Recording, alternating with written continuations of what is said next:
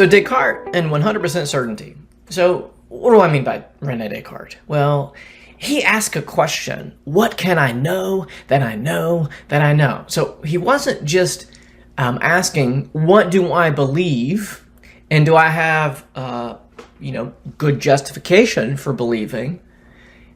What do I believe that's true? What he wanted to find out is if there was anything that he could know 100% certain. So we may say, well, sure, 2 + 2 = 4. But what else could he know for certain? So I'm going to shorten this. I'm not going to make you read his meditations for this course, but he came up with something that you've probably heard. It's rather famous. Cogito Ergo Sum. I think, therefore I am.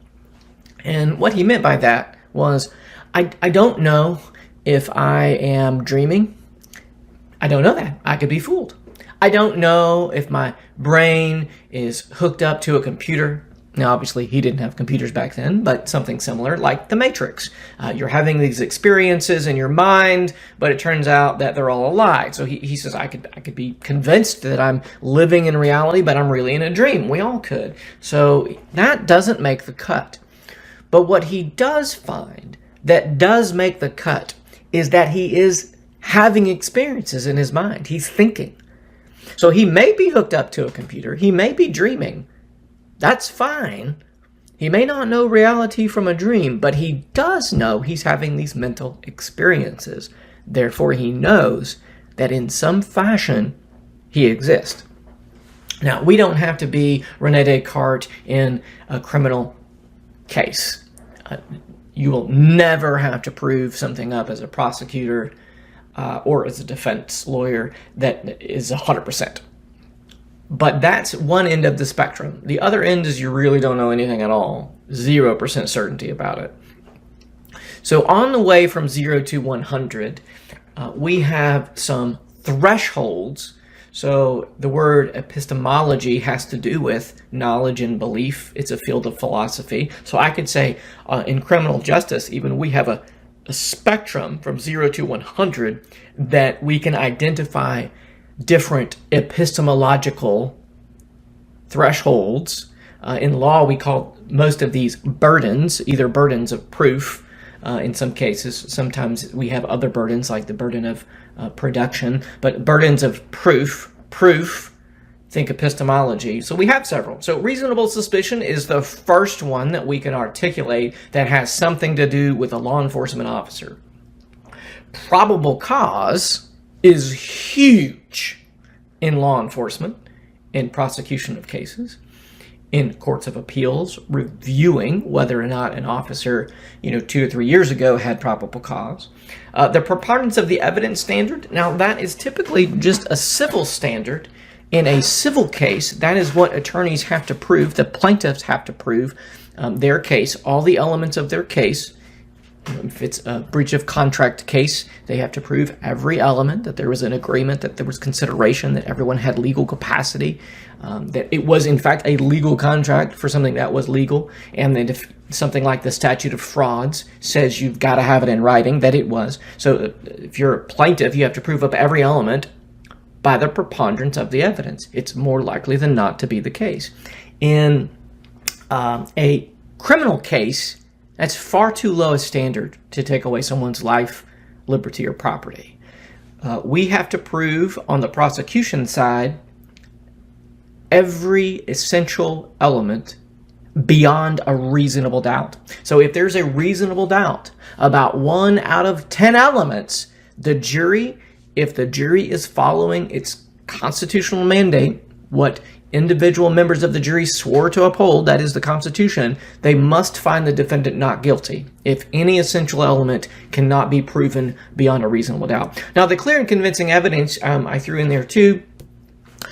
So in Texas, that's something like in civil cases proving punitive damages. If you had a breach of contract case, but you also wanted to prove fraudulent misrepresentation, fraud is an intentional tort, and in order to get punitive damages, you have to prove that by clear and convincing evidence. So it's in between.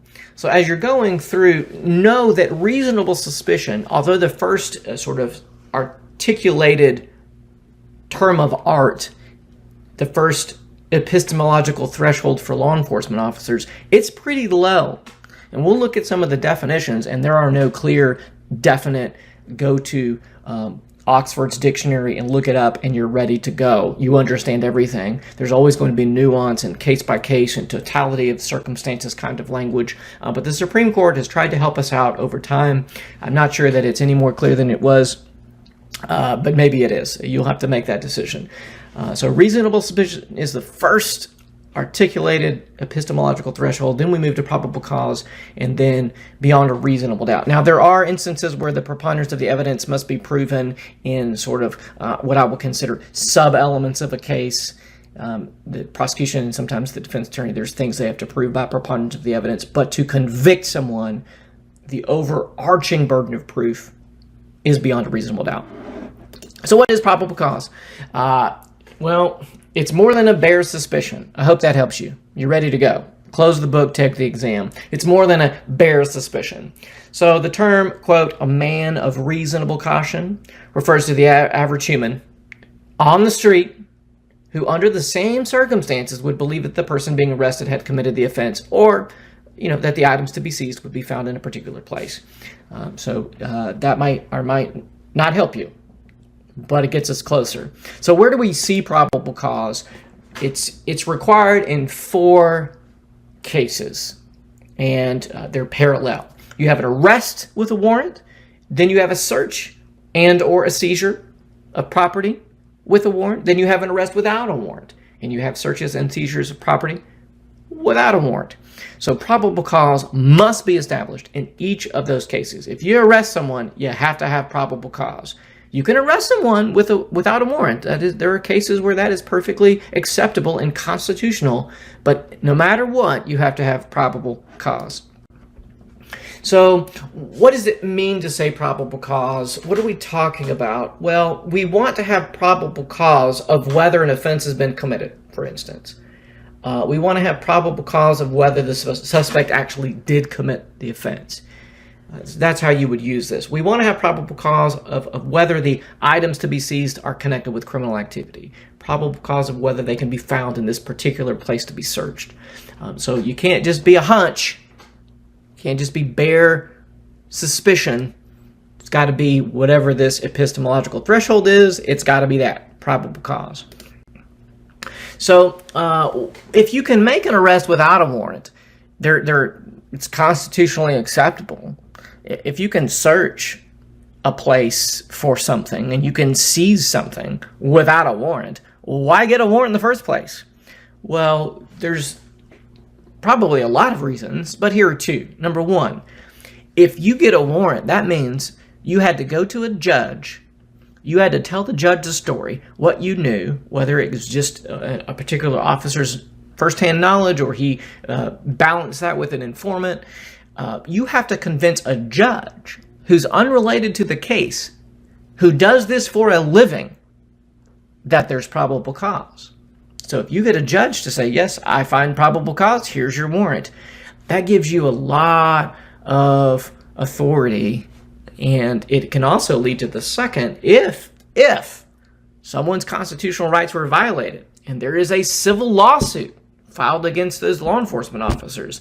I mean, it's a lot of protection to say, well, I'm not the only one who thought there was probable cause. So did another judge. So it can be a defense against damages. You can say, well, maybe there wasn't, but it wasn't unreasonable for the police officer to think so, and so maybe we don't have a civil case for the violation of someone's constitutional civil rights. So if you have time to get a warrant, and it is always typically advisable to do so. There are many, many cases where it's not possible. We will learn about some of those. So, as you might have figured out, who makes the call? Who makes the call? Well, if you have a warrant, then a magistrate did. Right? That's who decided that there was probable cause. If it's without a warrant, it's a police officer. Now, police officers have a certain job. They have to know about probable cause. They might even be experts. Some police officers are also lawyers. This is especially the case, for instance, if you have an FBI agent. Many FBI agents went to law school. But think about what the daily job is for a judge. It's literally the judge's job to know and to weigh circumstances and to make calls about probable cause. And so there's a lot more force behind that. Doesn't mean that a police officer isn't going to be right, but the weight that comes with that judge making that call, you can see how that could be helpful if probable cause, whether or not it existed, was an issue. So if no probable cause existed at the time that any police officer took action, the fact that probable cause is later established doesn't make the act legal. You have to have probable cause. It has to exist at the time a police officer did something, right? If there was not probable cause, you can't use the evidence.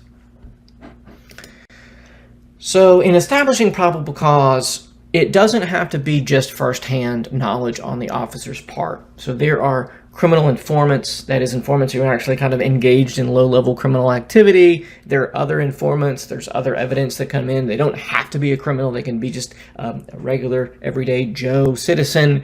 But a trustworthy informant, you can use that even if you wouldn't be able to use that testimony in court, even if it's not admissible. So something like hearsay. Well, you can't use hearsay in court, at least not for the truth of the matter asserted. Certainly there's some exceptions where you can use hearsay, but not normally.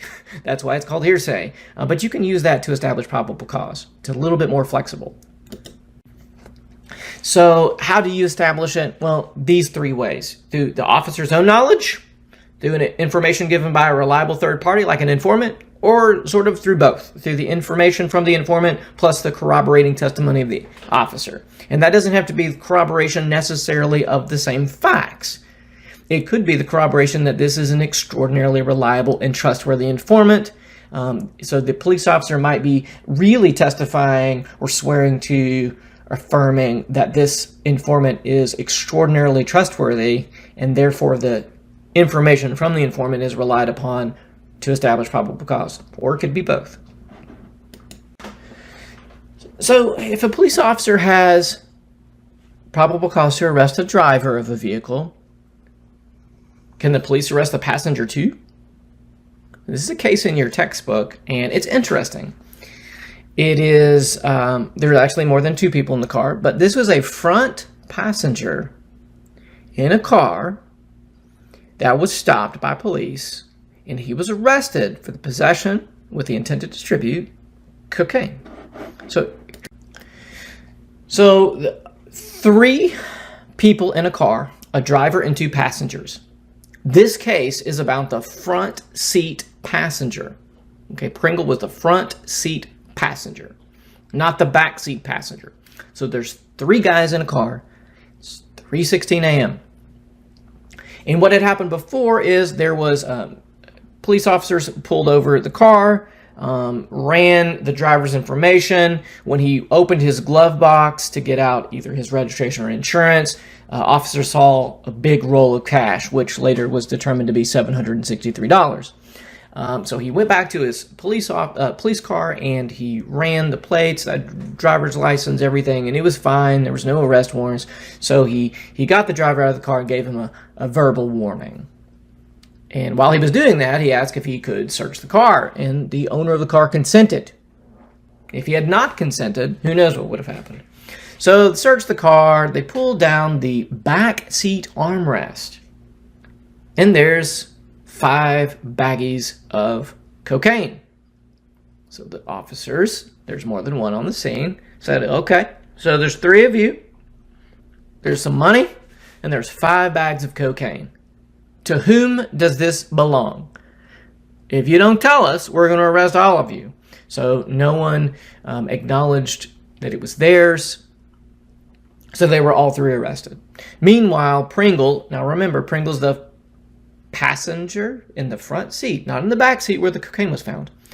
Passenger in the front seat. He waived his Miranda rights, and he told them they were going to a party. They were going to use the cocaine to trade for various activities with women, and he confessed. And so he goes and he is convicted. 10 years, I believe, in prison for possession with the intent to distribute cocaine. And his defense lawyer says, wait a minute. I can't argue Miranda because you waived your rights. But if the police officers did not have probable cause to arrest you in the first place, then all this goes away. They didn't have probable cause to arrest you. Conviction overturned. And so this made its way through the state courts, and the stretch of text I have in front of you here, hopefully you've been kind of looking over as I've been talking, is from the United States Supreme Court. So this is just a small stretch of text from that case. So in this case, Pringle was one of three men riding in a Nissan Maxima at 3:16 a.m. There was $763 of rolled up cash in the glove compartment directly in front of Pringle. 5 plastic glassine baggies of cocaine were behind the backseat armrest and accessible to all 3 men. Upon questioning, the 3 men failed to offer up any information with respect to the ownership of the cocaine or the money. So what happened? The officer arrested all 3 of them. This is the language of the Supreme Court. We think it an entirely reasonable inference from these facts that any or all 3 of the occupants had knowledge of and exercised dominion and control over the cocaine. Now, as a side note, that knowledge of and exercise dominion control over language, that's important language because that was in the state criminal code. And so that was the language. If you do this, then you're in trouble. So that's why they're using that language. Thus, a reasonable officer could conclude that there was probable cause to believe Pringle committed the crime of possession of cocaine, either solely or jointly.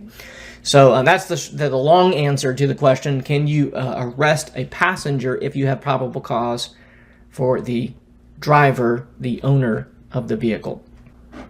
All right, so let's move from probable cause to reasonable suspicion. Now, there's another video over reasonable suspicion, but in the context of probable cause, let's see maybe some early distinctions. So reasonable suspicion is a level of proof or an epistemological threshold that is required by the courts in stop and frisk cases. So that is not getting someone, arresting them, putting handcuffs on them, and bringing them to a station to book them or to interrogate them. This is a stop and frisk. So you can stop someone and then you can frisk to see if there are any weapons on a person, essentially. We will learn more about that in further modules. Reasonable suspicion ranks below probable cause, but above sort of this mere suspicion. It's more than a hunch.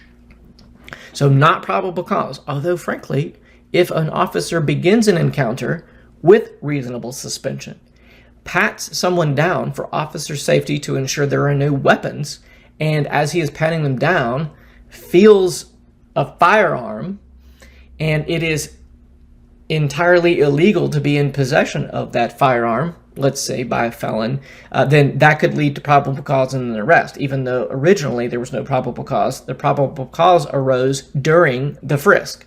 So that can happen.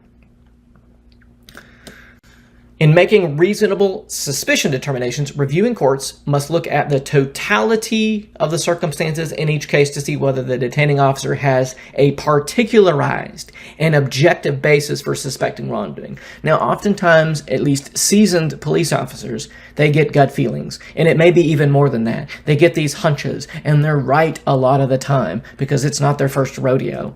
But they've got to have more than that. They've got to be able to say words about facts. They've got to be able to articulate things. And most officers have a habit of doing so, and they're good at it. They can take this mere hunch, gather some more information and evidence, and they can get a constitutional threshold requirement of reasonable suspicion and move forward with their day and do their jobs. But if they don't have it, if they don't have reasonable suspicion, then they will, whatever they do after that, will likely be thrown out. Not only can the trial court determine probable cause and reasonable suspicion, so not only the trial court's going to, is there probable cause? Let's see. Is there reasonable suspicion? Let's see. You can also challenge this on appeal. The appellate courts can make this determination as well. So you can challenge this after a trial. So that's important for you to keep in mind. Most law enforcement officers are going to be using these rules and these rights and making decisions at the beginning of a case, but the defendant can challenge whether or not reasonable suspicion existed or probable cause existed at the time of an arrest, for instance, at least with probable cause, even on appeal. These are important constitutional requirements, and a court of appeals can look at all the facts and make that determination as well.